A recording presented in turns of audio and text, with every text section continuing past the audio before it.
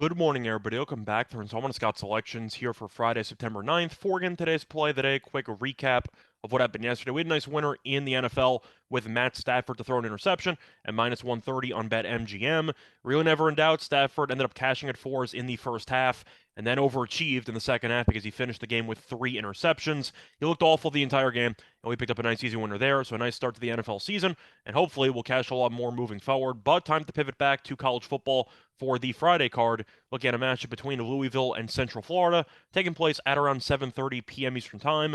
And for this matchup, we like Central Florida at home, minus 5.5 and minus 110 on BetMGM. Time recording of 2 a.m.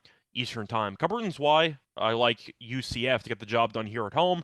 First reason, got to look at Louisville's Week 1 performance and how atrocious the Cardinals looked. They lost 31-7 against Syracuse on the road. They allowed 208 rushing yards on 5.2 yards per carry. On top of that, Syracuse starting quarterback Schrader was phenomenal, had 236 passing yards and 94 rushing yards with 3 total touchdowns.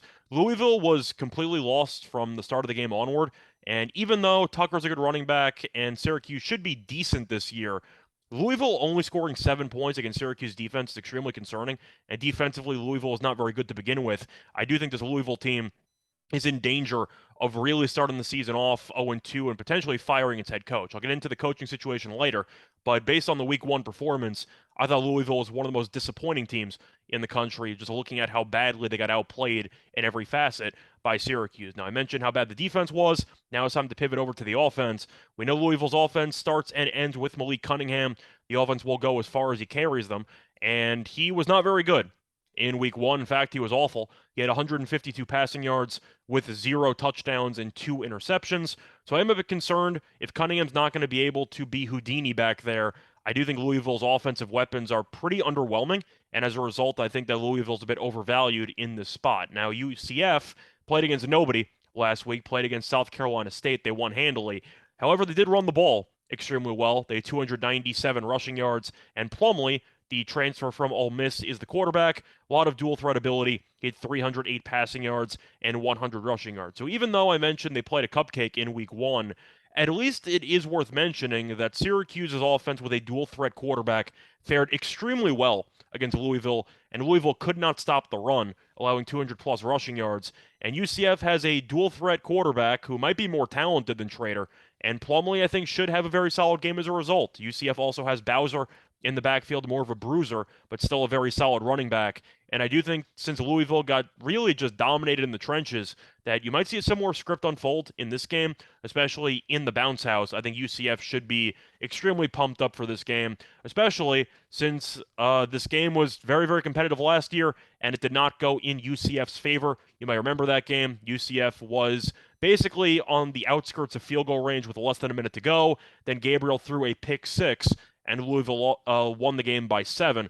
So UCF does have a decent amount of players back from that team. They should be very motivated for a revenge spot here in a game they probably should have won last year, and I do think Louisville's a worse team than it was last year. But I got to at least talk about the coaching differential here. It's pretty rare that you find a Group of 5 school with a much better head coach than a Power 5 school. And I'm not saying Malzahn's a great coach. I think he's fine. I think he gets the job done. I'm really just anti-Satterfield. I don't think Satterfield's a very good coach, and there were rumors he was going to get fired during the offseason, and it seems like everyone at Louisville is calling for his head.